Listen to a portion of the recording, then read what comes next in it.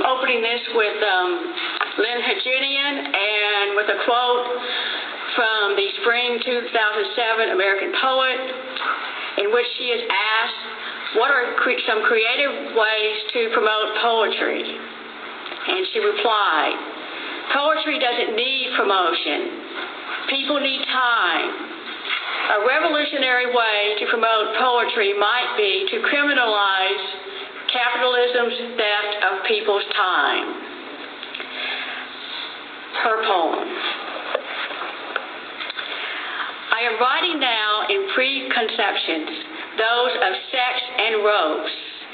Many frantic cruelties occur to the flesh of the imagination, and the imagination does have flesh to destroy, and the flesh has imagination to sever. The mouth is just a body filled with imagination.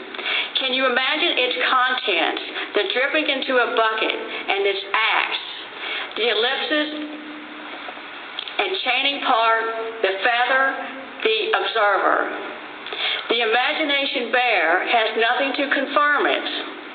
There's just the singing of the birds, the sounds of the natural scream. A strange example, the imagination wishes to be embraced by freedom. It is laid bare in order to be desired, but the imagination must keep track of the flesh responding. Its increments of awareness, a slow progression. It must be beautiful, and it can't be free. My take from reading that is entitled Stir. And from now on, I'm just going to say melt. Stir. I am biting down on presuppositions, those of necks and hopes. Semantics fuel my ride as spurs on a horse. And a horse voice has spurs on a heart. And the spurs have a voice to sever. The kiss is just a gap with gallops. Can I imagine how content my gasp into her lips and her facts, the statistics of my waning heart, the ether, the observed her. The height of a horse reconfirms a ride hasn't gotten as far as my foot in a stirrup. The ride is only natural in a dream. I thought a touch was ample pretense to release me from a face I hadn't even met or desired, until now, as a horse's flanks look poetic near the finish line, her number stamped on long shot tickets, the slower motion. The slower disclosure, another horse nose to nose, surprises her recognition she can be free. And in case I did not mention this, I am following the order of the handout, but I'm skipping several poems. This poem is entitled Near Rhyme from the book Veil by Armantrout. Do I regret each thing I recall, or regret remembering anything uncalled for and wrapping it up as if a gift? I resent believing there is someone else present while I think there isn't.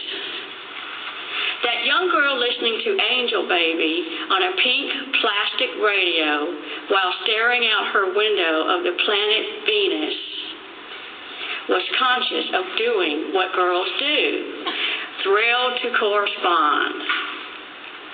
That is what it means to be young. I could make you want it. The protein carousel pronouns. So what if self is else played backwards? He rhymes the disparate nuclei, each one bow tie on nothing really. Button ripped by Mel. Do I believe a poetic thread is worth a stitch?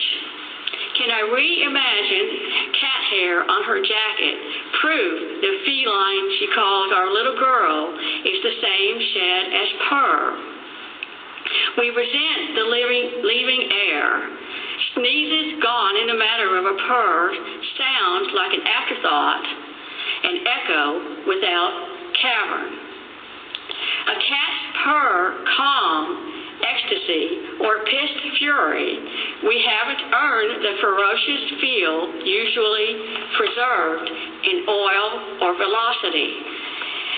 Heartbeat sink to an unimagined timbre. Beats as foreign as a forgotten dialect or kiss. Push my button, baby. Lost its cliche status as buttons, pedals, piano or keyboards, cyber on the hypertext taking. It's as easy to rip a song to match her as to rip off buttons from her shirt.